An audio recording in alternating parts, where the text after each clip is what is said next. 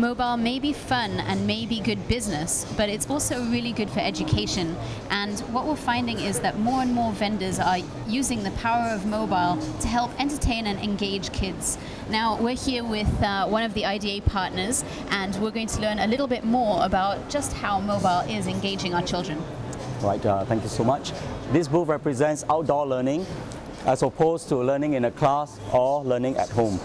What we now have is a solution that allows teachers, when they bring the students outdoor, to learn differently. In the past, teachers will bring the students outdoor to learn, for example, in Singapore River, using tour guides, or provide them with pen and paper, something which the teacher do not quite like, because at the end they'll be saddled with a lot of marking to do. What we have now is a solution that enables teachers to create trail on their own. This is how it looks like. For example, creating a hotspot there and another hotspot, either using geofencing with polygons or circular fashion. And once the hotspots are created, the teacher will fuse it with content and publish it on devices like this, and then send the student down to the ground. When the students arrive on the hotspot, what will happen is the GPS will trigger the content. The student will hear a ringing sound and the phone will come alive. What you'll see on the phone will be icons that allow them to access information, videos, Q&A, or do some activities. These are the host of activities that are made available for the students. For example, for information, they can see texture or video information. They can do activities like doing quiz, taking photo, taking video, reenacting past scene, or even artwork. Whatever is done will be sent straight away to the teacher through a server. The teacher, where she is, will be able to track the location as well as the performance of the students. How does the teacher do it?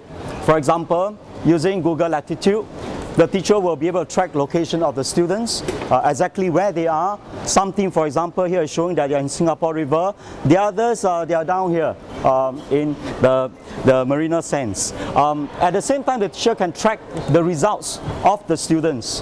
And this is what will be made available for the teachers on a whole. One of the interesting activities that students can do is called image recognition. I'd just like to give a very quick demo on how image recognition could be done. For example, they are now along Singapore River and they are asked to look for the statue of Sir Stamford Raffles.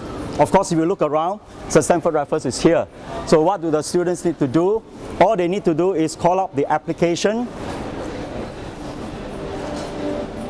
And once that's done, and if they found the image of Sir Stamford Raffles, snap on it, OK that. And what happens now is the image is being sent to the server to be matched against thousands of other possible right images. And if the image is correct, then the content will be pushed to the students. Content can come in different form.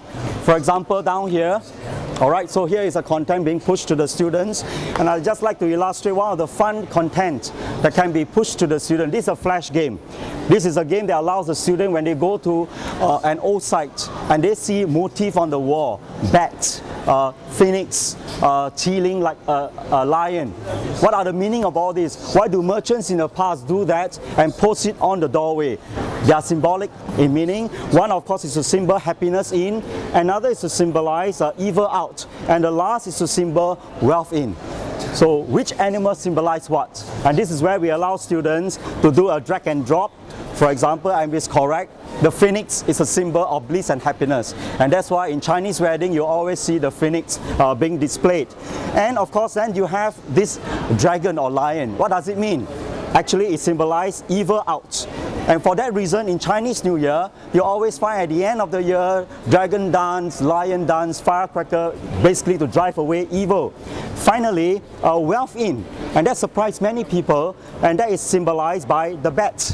Why would the bat be used to symbolize wealth? And the reason is quite obvious, because wealth sounds like fu, and that is actually the same sound as bian fu, that is the bat. And for that reason, the Chinese for hundreds of years have used the bat as a symbol of wealth.